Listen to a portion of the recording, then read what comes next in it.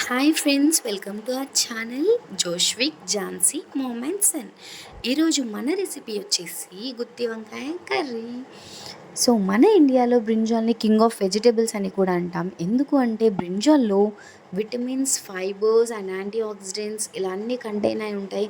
So హెల్త్కి చాలా మంచిది.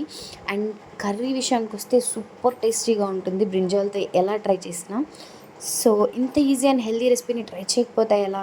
సో ఇంగ్రీడియంట్స్ చూసేద్దాం, వచ్చేయండి. చూడండి, బ్రింజాల్ చూడండి ఎలా ఉందో. ఎప్పుడెప్పుడు కుక్ చేసేద్దామా, తినేద్దామా అన్నంత టెంప్టింగ్గా ఉంది.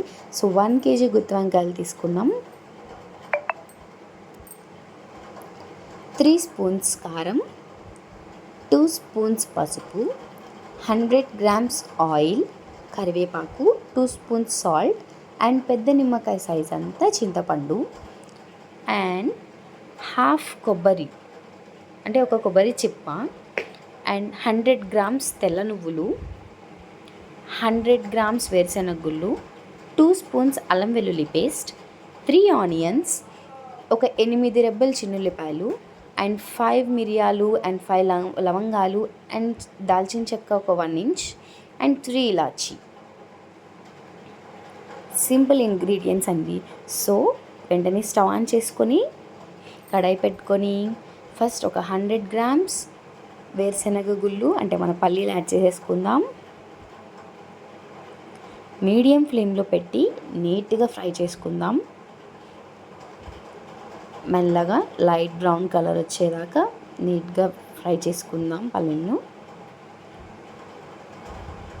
తిప్పుతూ మాడకుండా, ఎక్కువ ఫ్రై అవ్వకుండా లైట్ బ్రౌన్ కలర్ వచ్చేదాకా ఫ్రై చేసుకుందాం. అండ్ ఇలా లైట్ బ్రౌన్ కలర్ వచ్చిన తర్వాత ఒక 100 grams తెల్ల నువ్వులు యాడ్ చేసుకుందాం. అండ్ హాఫ్ కొబ్బరి ఉంది కదా, అది పీసెస్ చేసి యాడ్ చేసుకుందాం. సో ఈ 3 కొంచెం ఫ్రై చేద్దాం. ఒక్కొక్క ఇంగ్రీడియంట్ యాడ్ చేసుకుంటూ మీడియం ఫ్లేమ్లో పెట్టేసి మాడకుండా మంచిగా అంటే పచ్చి వాసన పోయేదాకా మనం ఫ్రై చేసుకుందాం. సో మన నెక్స్ట్ ఇంగ్రీడియంట్స్ వచ్చేసి మన చెక్క, లవంగాలు, మిరియాలు, ఇలాచి ఏదైతే చెప్పానో ఫస్ట్, సో అవి యాడ్ చేసుకుందాం. సో నీట్గా ఫ్రై చేసుకుందాం. అన్నీ మంచిగా పచ్చి ఫ్లేవర్ అంతా పోయి మంచి ఫ్రై అవ్వాలి బ్రౌన్ కలర్లోకి వచ్చేదాకా. అండ్ దీంట్లో వెల్లుల్లి రెబ్బలు యాడ్ చేసుకుందాం. సో మంచిగా ఫ్రై అవుతూ ఉన్నాయి.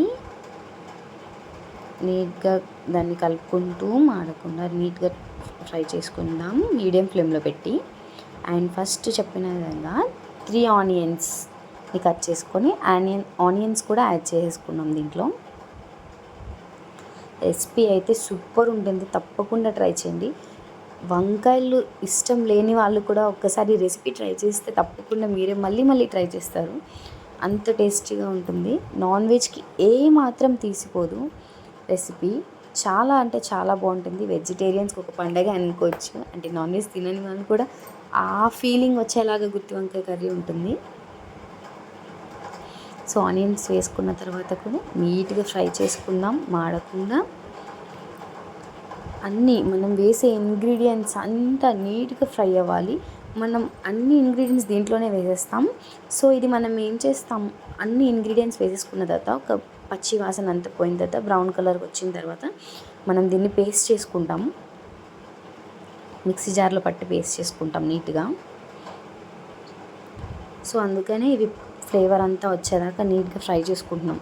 ఏ పచ్చిది స్మెల్ లేకుండా మంచి అరోమా వస్తుంది కాబట్టి నీట్గా అన్నీ కలిపి ఫ్రై చేసుకుంటున్నాం.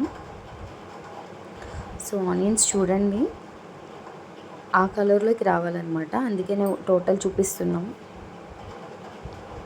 నీట్గా ఫ్రై చేసుకుంటూ తిప్పుతూ ఉండాలి. ఎందుకంటే మనం దీంట్లో ఏ ఆయిల్ కానీ ఏ వాటర్ కానీ యాడ్ చేయట్లేదు, ఓన్లీ నార్మల్గా ఫ్రై చేస్తున్నాం కాబట్టి దాన్ని తిప్పుతూ ఉండాలి.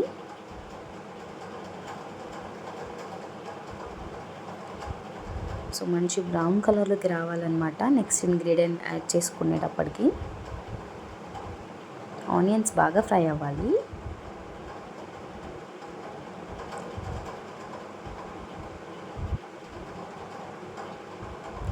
అండ్ ఇలా ఒక్క గోల్డెన్ షేడ్లోకి వచ్చిన తర్వాత 2 స్పూన్స్ అల్లం వెల్లుల్లి పేస్ట్ యాడ్ చేసుకుందాం. సో మంచిగా కలిపేసుకుందాం. ఇదంతా మనం మిక్సీ పట్టుకుంటాం, అందుకని నీట్గా ఫ్రై చేసుకుందాం. ఆయిల్ అనేది ఏం యాడ్ చేయలేదండి. సో నీట్గా ఫ్రై చేసుకుందాం.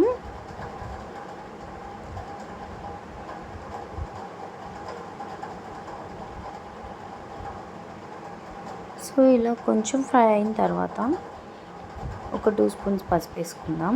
అంటే చిన్నది, పెద్ద స్పూన్ కదండి, చిన్న స్పూన్, ఒక మీడియం స్పూన్ అనుకోండి. ఆ స్పూన్తో 2 స్పూన్స్ పసుపు అండ్ 3 స్పూన్స్ కారం,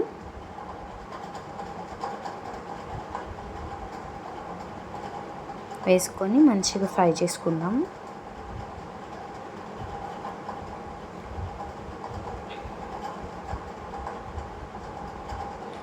దీంట్లోకి ఒక 2 స్పూన్స్ సాల్ట్ యాడ్ చేసుకుందాం.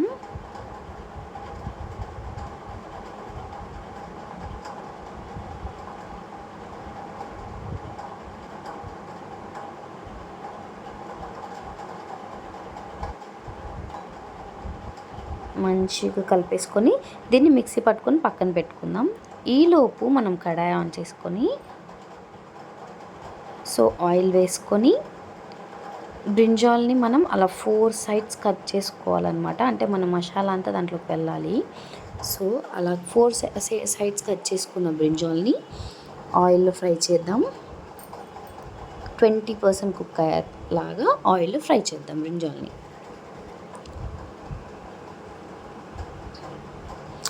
ఇలా 20% కుక్ అయిన తర్వాత పక్కకు తీసుకొని ఆర్పి మనం ఫస్ట్ ఏదైతే ఫ్రై చేసుకొని పేస్ట్ చేసి పెట్టుకున్నామో మసాలా, ఆ మసాలాని బ్రింజాల్లో అలా 4 సైడ్స్ కట్ చేసిన దాంట్లో ఫిల్ చేసుకుందాం. అలా అన్నిట్లో ఫిల్ చేసుకున్నాం. సో అది పక్కన పెట్టేసి స్టవ్ ఆన్ చేసి కడాయి పెట్టేసి ఆయిల్ వేసి సో కొంచెం కరివేపాకు వేసి మనం ఫస్ట్ ఏదైతే బ్రింజాల్లో పెట్టుకున్నామో ఆ పేస్ట్ ఇంకా మిగులుతుంది కదా, సో దాన్ని వేసేసి నీట్గా ఫ్రై ఆయిల్లో కలిసేలాగా తిప్పుకుందాం. అదంతా కలుపుకుందాం.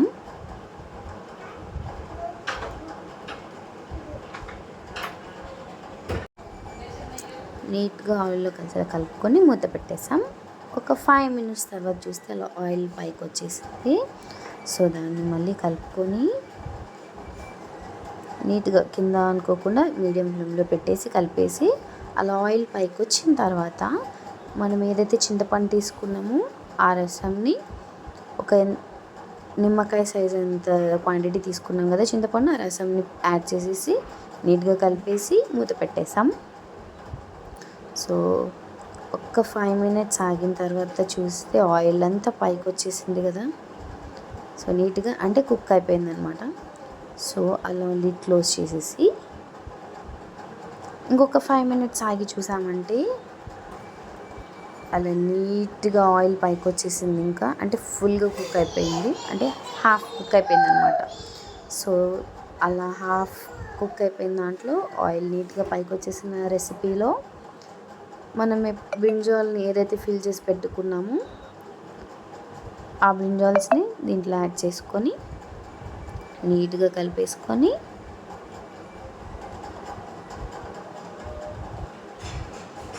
మూత పెట్టేద్దాం. ఒక్క 5 మినిట్స్ ఆగిన తర్వాత చూస్తే గుమగుమలాడిపోతుంది ఫ్రెండ్స్. ఎమ్మి ఎమ్మి గ్రేవీ బ్రింజాల్ కర్రీ రెడీ అయిపోతుంది. సో ఇలా ఆయిల్ పైకి వచ్చేసింది. సో అంటే మనం బ్రింజాల్ని 20% కుక్ చేసాం అండ్ అలాగే ఇది కుక్ అయిపోయింది కాబట్టి ఒక్క 2 మినిట్స్ అలా మూత పెట్టి తీస్తే ఫ్రెండ్స్ సూపర్గా ఉంది. లాస్ట్లో మనం కొత్తిమీరని మిస్ అవ్వం కదా, కొత్తిమీర యాడ్ చేసుకొని దించేసుకోవటమే. మన టేస్టీ బ్రింజాల్ కర్రీ రెడీ.